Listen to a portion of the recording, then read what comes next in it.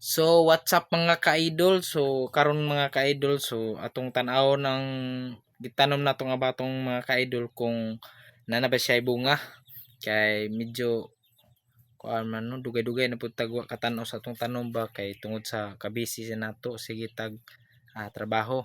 So karon pa nato matan-aw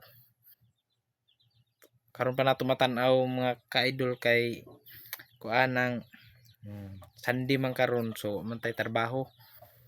So let's go mga ka-idol, di na nato dugayon mga ka-idol. Tanaw na to og nanapay mga bunga. So adtuon lang nato sa palibot mga ka-idol kung naabay bunga. Yan mga ka-idol. Yata paingon mga ka-idol. So tanaw nimo mga ka-idol, sagbot na gid siya mga ka-idol no. Atong kuan dire palibot kay tungod nga busy po lagi Domingo ray atong bakante karon. So ato na gipang sprayan ng mga sagbot rin mga idol. So medyo kuha na gid siya ng patay na gid siya. So naiuban niya wala na matay. Tanaw mga idol.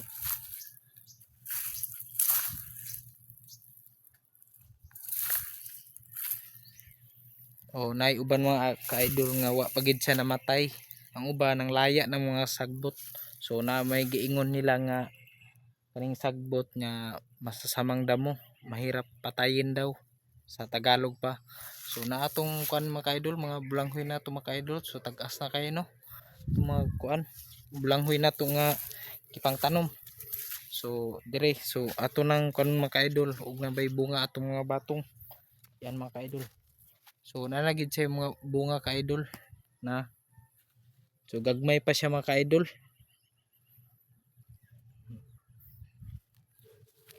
So napin mga nangatay mga kuan ka-idol kanang tinangkong.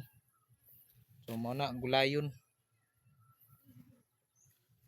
So nanay atong bunga mga ka-idol oh. Gagmay pa lang mga ka-idol. Mansay batong mga ka-idol. So napuntay pakatay na to rin mga ka-idol sa bulanghoy na.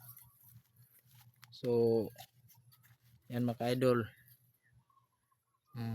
Gipakatay ra nato sa bulanghoy yung batong nato para na siya makatayan. So napud siya yung bunga mga ka-idol, pero gagmay pagyapon mga ka-idol na gagmay.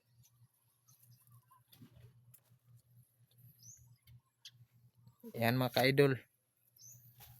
So mga sunod siguro mga adlaw, so dagko na ni sila, pwede na nato sila maharbison para naapod tayo magulay.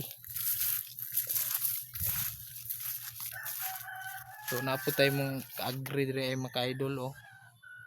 Na agri. So ako nang inisag punuan mga ka-idol ning agri nato na. So sayang mga ka-idol nga daghan na kay mga hinog dito sa ibabaw. Daghan na kay siyang bunga.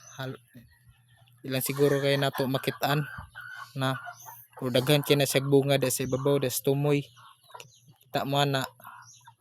So daghan kay siyang hinog. So dire pud sa atong luyo, dire mo ni atong luyo sa atong balay. So naputay gitanom dire nga bulanghoy na. So medyo dugay-dugay na gini sa mga ka-idol, pero kabaluan ni mga ka-idol og dagko banig unod kay tungod sa nahungan siya sa mga ka-idol ba sa saging nya naputay nangka muna nangka atong saging. So terminti na siya dire kuanan mahungan o landungan. So mao na nga atong gitanom na to nga bulanghoy kuan medyo niwang. So kailangan sila og mag produce og init sa adlaw. Kay kung terminti siya malandungan mga ka-idol ay kuan niwang atong tinanom na atong bulanghoy. So dire ra tataman mga ka-idol. Salamat.